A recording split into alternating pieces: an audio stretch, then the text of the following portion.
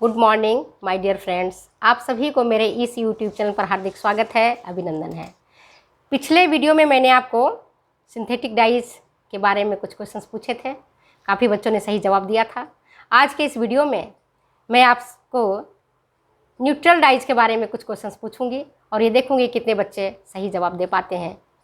तो चलिए, पहला प्रश्न है, पहले वाक्यों को, सेंटेंस को ध्यान से पढ़ना, फिर उसका विकल्प को ध्यान से पढ़ना, तब उसका सोच समझ के आंसर देना। पहला है, प्रत्यक्ष रंग का उपयोग किया जाता है। डायरेक्ट डाइज का उपयोग किया जाता है सेलुलोज रेशों से निर्मित वस्त्रों को रंगने हेतु, प्राणीज रेशों से निर्मित वस्त्रों को रंगने हेतु, रेयन के वस्त्रों को रंगने हेतु, और चौथा है केवल पहला ऑप्शन और तीसरा ऑप्शन। क्या करेक्ट आंसर होगा?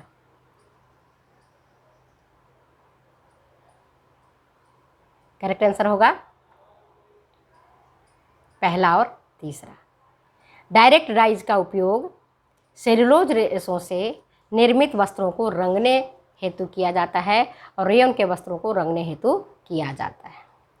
दूसरा है आपके पास वो ये कि प्रत्यक्ष रंग से वस्त्र रंगने हेतु रंग को पक्का करने के लिए उपयोग में लिया जाता है। सेंटेंस क्या है? प्रत्यक्ष रंग से वस्त्र को रंगने के लिए, रंग को पक्का करने के लिए उपयोग में लेते हैं। क्या लेते हैं? सोडाइस, नमक, चीनी, या ऑप्शन केवल 1 और 2।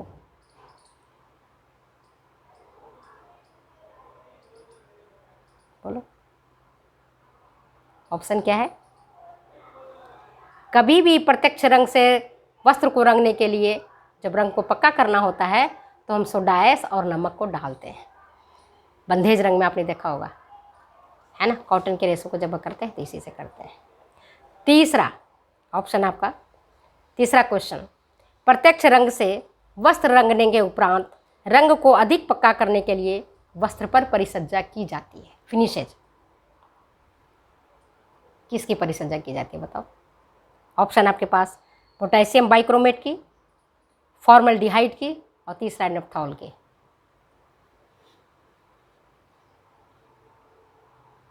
क्या है करेक्ट आंसर?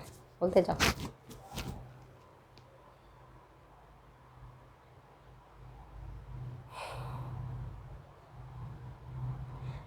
फिर से क्वेश्चन सुनो। प्रत्यक्ष रंग से वस्त्र रंगने के बाद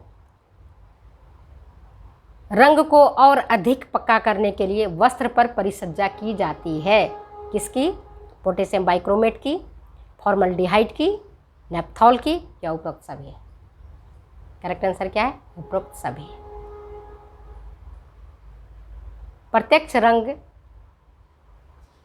से वस्त्र जब रंगे जाते हैं तो पक्के नहीं होते हैं, 2-4 बार की धुलाई में निकल जाते हैं। इसलिए उसको पक्का करने के लिए सबसे पहले हम सोडाइस और नमक डालते हैं, ठीक है। और फिर उसको और अधिक पक्का करना है तो फिर हम क्या डालते हैं उसमें? पोटेशियम बाइक्रोमेट की, फॉर्मल्डिहाइड की, नेप्थॉल की परिसज्जा करते हैं। नेप्थॉल की परिसज्जा करने से जो रंग है वो प्रकाश, धूप और धुलाई के प्रति और अधिक पक्का हो जाता है, क्योंकि बार बार अगर हम कपड़े को धोते हैं तो रंग निकल जाता है, धूप में पसारते हैं रंग निकल जाता है, ठीक है। तो आपको समझ में आ गया होगा। नेक्स्ट क्वेश्चन, प्रत्यक्ष रंग से रंगे गए वस्त्रों में अधिक चमक होती है ना। प्रत्यक्ष रंग से रंगे गए वस्त्रों में अधिक चमक होती है, रंग चटक एवं तीव्र होता है, या उपरोक्त दोनों ही ऑप्शन सही है, या इनमें से कोई सही नहीं है? बोलो, करेक्ट आंसर कौन सा है इसमें?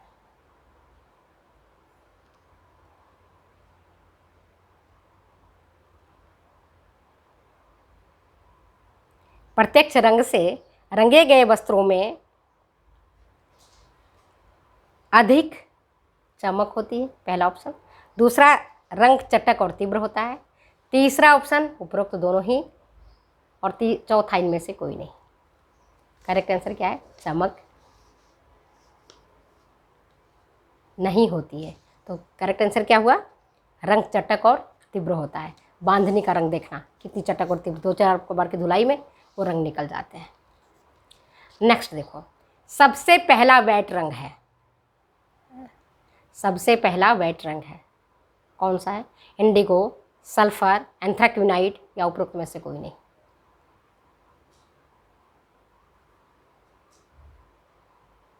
सबसे पहला वेट रंग कौन सा है? इंडिगो। नेक्स्ट क्वेश्चन आपके पास, एंथ्राक्विनाइड रंग उपयुक्त होते हैं। एंथ्राक्विनाइड रंग उपयुक्त होते हैं किसके लिए? सूती वस्त्रों को रंगने के लिए, रेयॉन वस्त्रों को रंगने के लिए, लिनन वस्त्रों को रंगने के लिए या उपरोक्त सभी।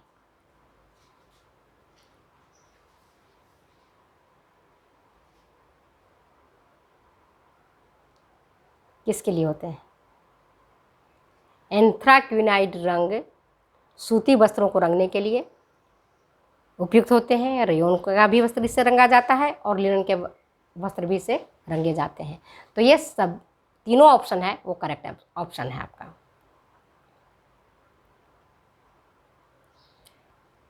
क्योंकि एंथ्राक्विनाइड जो कलर है वो सेलुलोज से निर्मित जो भी वस्त्र हैं उस पर रंग अच्छे से चढ़ता है, और रेयॉन का जो मौलिक फंडामेंटल फाइबर है जिससे वो बना है वो क्या है?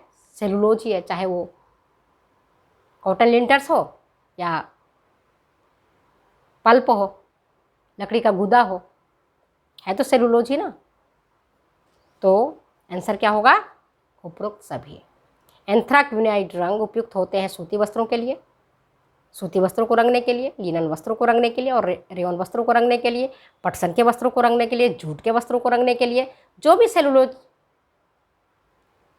का वस्त्र है, वनस्पति जगत से प्राप्त रेसे उनसे जो बना वस्त्र है उसको रंगने के लिए काम में लिया जाता है। नेक्स्ट क्वेश्चन है आपका, सल्फर रंग होते हैं पानी में घुलनशील या पानी में अघुलनशील? बोलो। सल्फर रंग होते हैं पानी में अघुलनशील,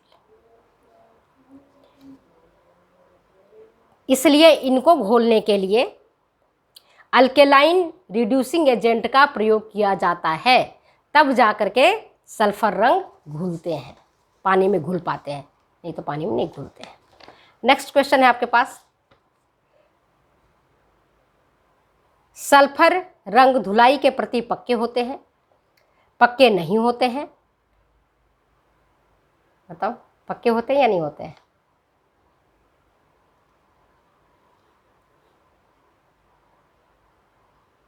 सल्फर रंग धुलाई के प्रति पक्के होते हैं,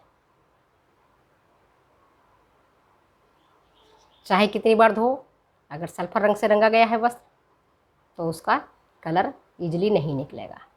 नेक्स्ट है, सल्फर रंग सबसे अच्छे माने जाते हैं किसके लिए?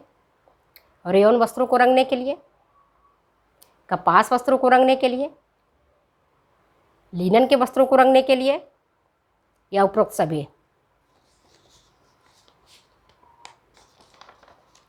सल्फर रंग सबसे अच्छे माने जाते हैं किसके लिए? बोलो।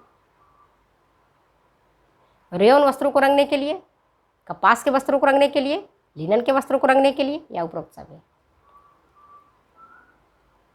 क्या करेक्ट आंसर है? करेक्ट आंसर है उपरोक्त सभी। सल्फर रंग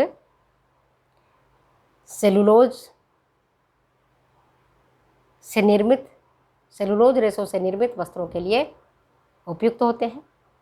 इसके अलावा कृत्रिम वस्त्रों को रंगने के लिए भी इस रंग का प्रयोग किया जाता है। कृत्रिम में आप सब जानते हो, नायलॉन है, पॉलिस्टर है, डायक्रॉन है, एक्रिलिक रेशा है, इनको रंगने के लिए भी इसका उपयोग किया जाता है। लेकिन अगर बेस्ट पूछा जाए, देखो क्वेश्चन को ध्यान से सुनना, कि अगर सबसे अच्छे माने जाते हैं, अगर क्वेश्चन है सबसे उपयुक्त होते हैं, तो सेलुलोज रेशों से निर्मित जो रेशा है वही बेस्ट होता है। समझ गए? नेक्स्ट क्वेश्चन आपका, नेप्थॉल रंग नहीं चढ़ते हैं किस पर नहीं चढ़ता बताओ? लाल रंग पर, बैंगनी रंग पर, हरा रंग पर, किस पर नहीं चढ़ता है नेपथॉल का रंग? इस तरह क्वेश्चन पूछे जाते हैं, आप देखना किस पर नेपथॉल का रंग नहीं चढ़ता है। लाल और बैंगनी रंग पर नेपथॉल रंग नहीं चढ़ता है, याद रखना। लाल और बैंगनी रंग पर नेपथॉल रंग नहीं चढ़ता है। नेक्स्ट है क्वेश्चन आपका, नेपथॉल रंग का सबसे ज़्यादा उपयोग किया जाता है। नेपथॉल रंग का सबसे ज़्यादा उपयोग किया जाता है किसके लिए? डिस्चार्ज प्रिंट के लिए, बंधेज के लिए, कलमदार छपाई के लिए,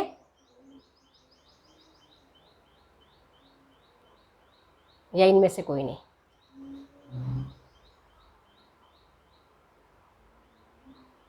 बोलो। नेपथॉल रंग का सबसे ज़्यादा उपयोग किया जाता है डिस्चार्ज प्रिंट के लिए, डिस्चार्ज छपाई के लिए। समझ गए? बंधेज के लिए तो आपको बताए थे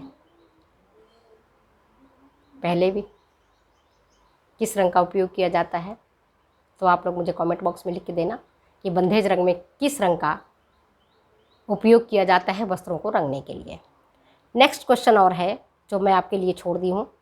जवाब आप एक तो आप ये दोगे कि बंधेज रंग, बंधेज जो प्रक्रिया है, बांधनी जिसको कहते हैं हम, इससे वस्त्रों को रंगने के लिए